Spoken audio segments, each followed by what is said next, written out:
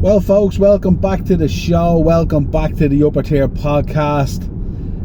First day back in work, heading in. It's a glorious day here on the sunny southeast. Wish I wasn't going in. It's probably going to hit 28, 29 today. I'd say absolutely beautiful out there. Back after an unbelievable weekend in London where we just had the most unbelievable time at Metallica and Pantera.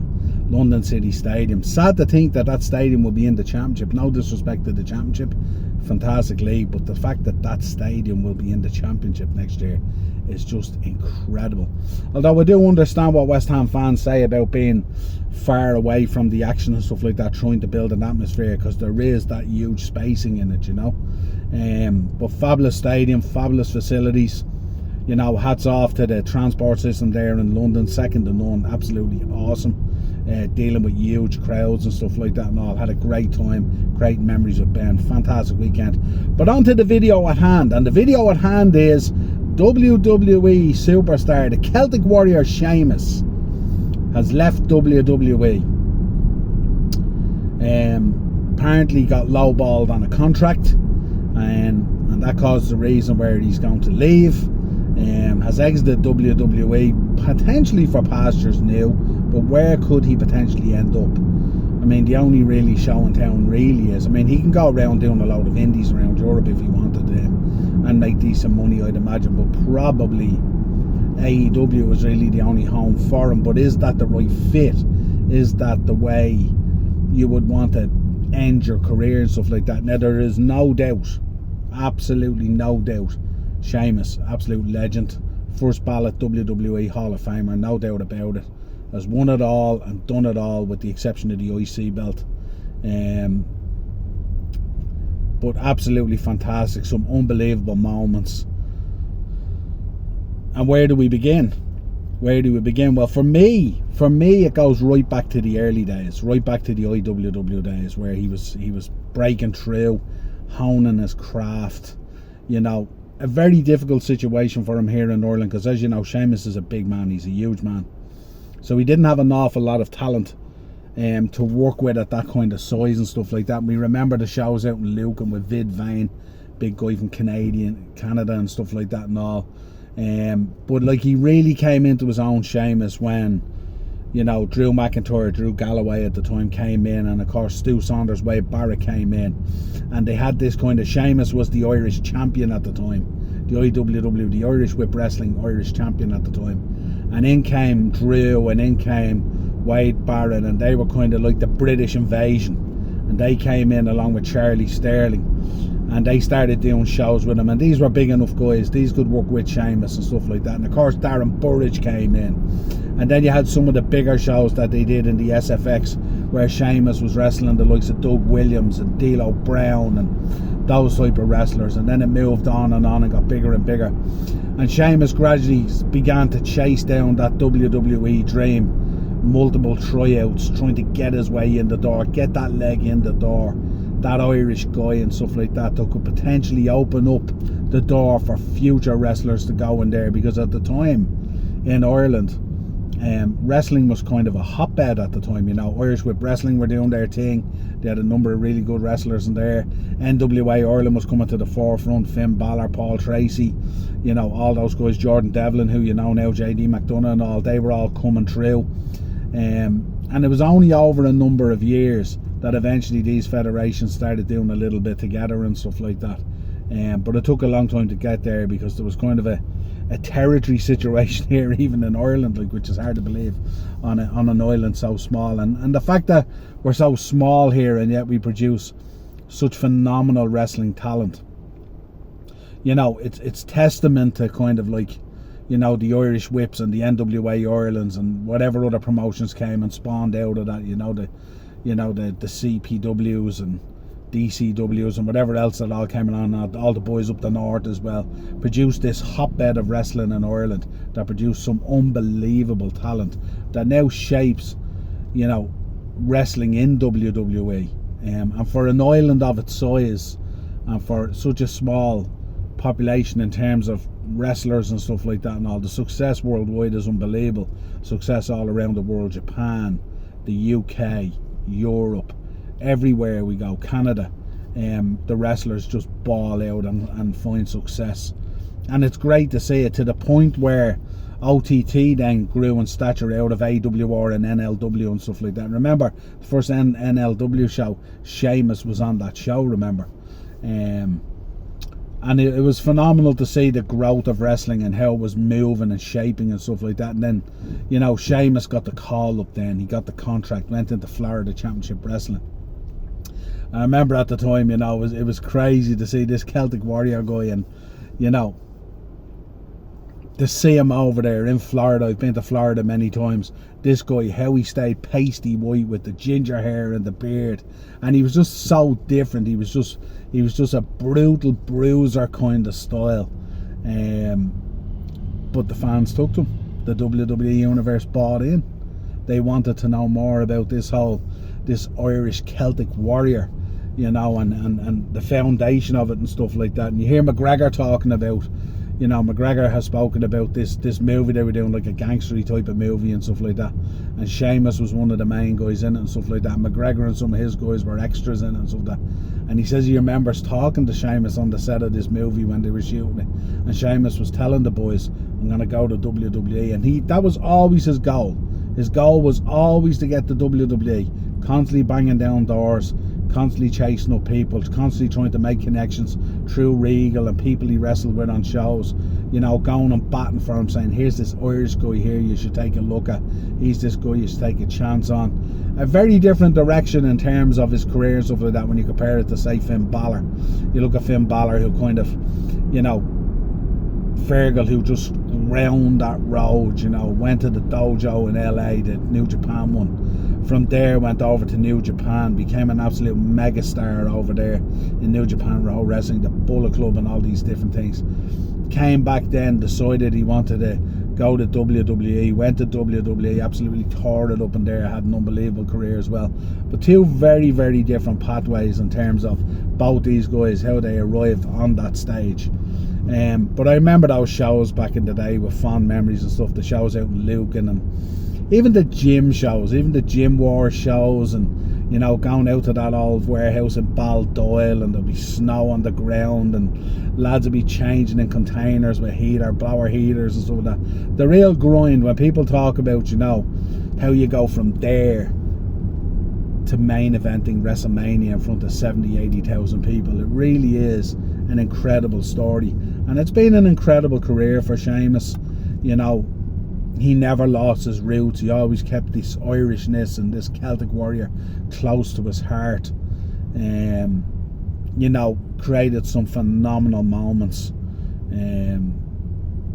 We could list them off here all day long, really, you know what I mean? But I just thought I'd jump on. It's just a video, you know. Mad to think now WWE dropping the ball on this.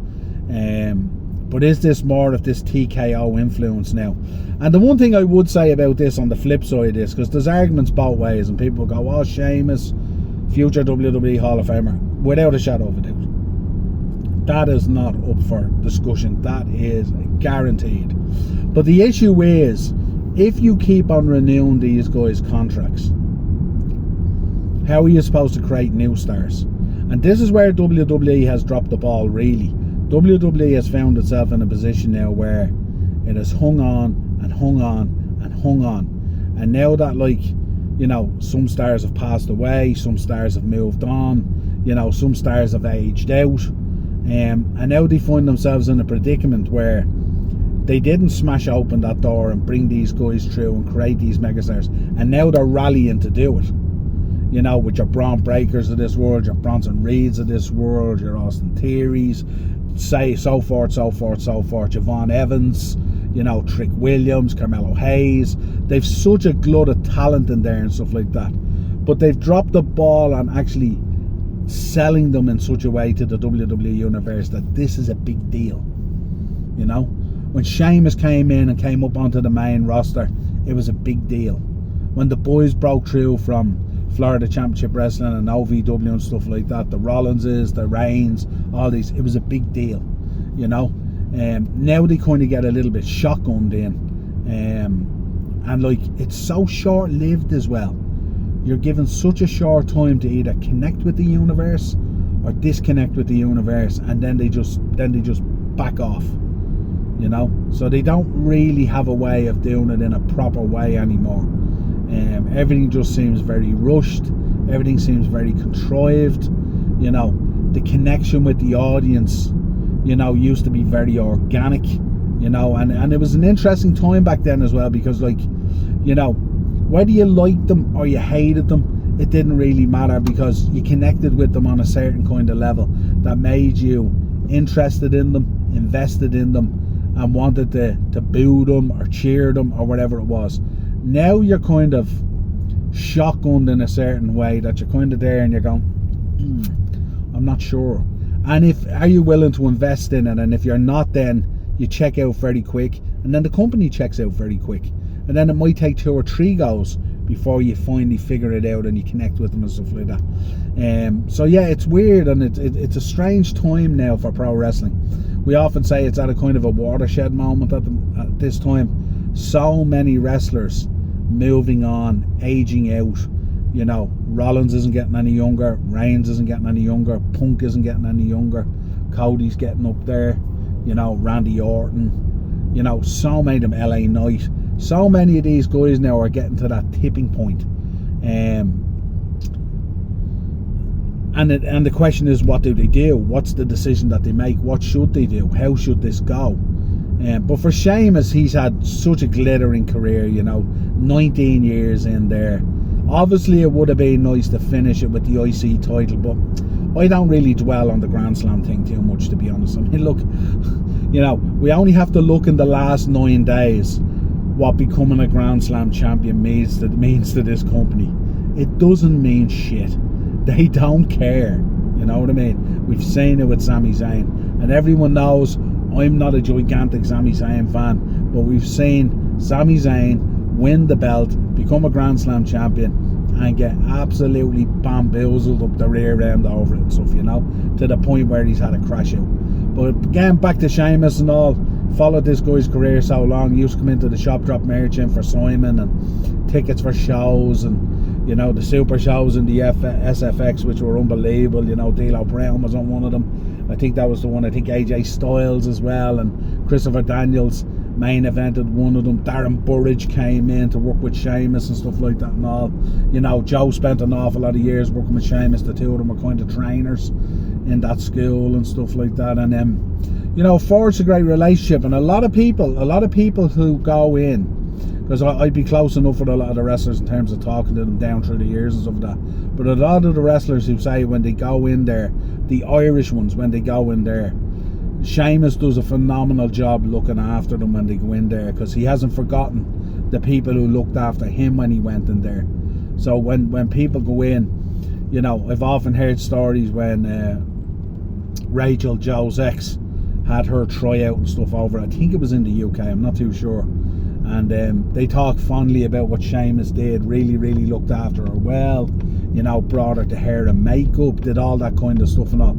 And that's the side that you wouldn't necessarily see, you know, that goes unnoticed and stuff like that. But such a huge part that he plays in some of these people, and no doubt he has helped. No doubt when Fergal went in there as well, you know, it was nice to have, you know, say a brother from another mother from Ireland kind of thing, you know, going in there, and to see Irish people going in there and being successful. JD went in, you know, Lyra's gone in, you know, so many, and so many of them have tryouts that at times we don't even hear about and stuff like that. And a lot of those guys going in there now getting tryouts is based on hard work, dedication to their craft, but also the door that was opened by the likes of Sheamus, by the likes of Finn Balor, you know, by the likes of these people going there. Becky Lynch, of course, opening these doors for these girls and guys to go in there and put a stamp on wrestling on a world stage.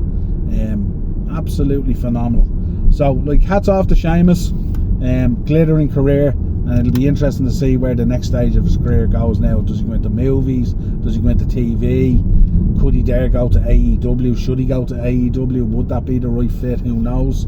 A lot of soundings coming out there, a lot of different opinions about whether he should or shouldn't. You know, there's a lot of wrestlers there at the moment can't get a sniff of TV, and now you're bringing in another ex-legend WWE guy to sit on top of that again. how does that sit with people, all that kind of stuff. So we'll see how this all progresses. We'll keep an eye on it and stuff like that.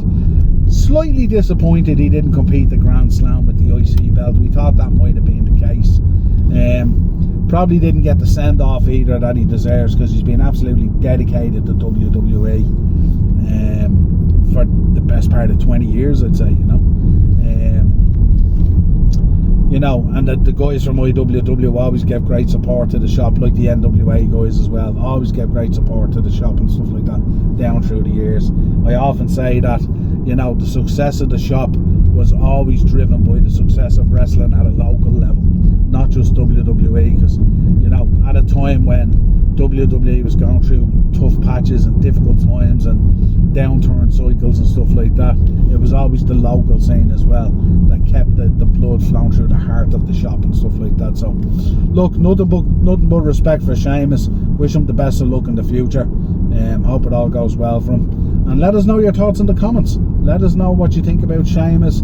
Tell us the highs and the lows of his career, and how you felt about him and stuff like that, and how mad it was when he went in first, this pasty Irish red-headed Celtic warrior guy just going in there like a bruiser, upending lads left, right and centre. It was an absolute joy to watch. It was like the second coming of Finlay and all, wasn't it? It was just that bruiser style and all, But yeah, like I said, folks, listen, have a great Wednesday. Check out all the other videos on the channel. Hopefully we'll be back tonight with Pro Wrestling Weekly. Have to take a look at the shows I'm on. We'll also be putting up more of the watch-alongs coming up this week for the World Cup as well, so stay glued to that. Make sure you're subscribing, like, and hit that bell notification button, and we will talk to you again real soon. Cheers, folks.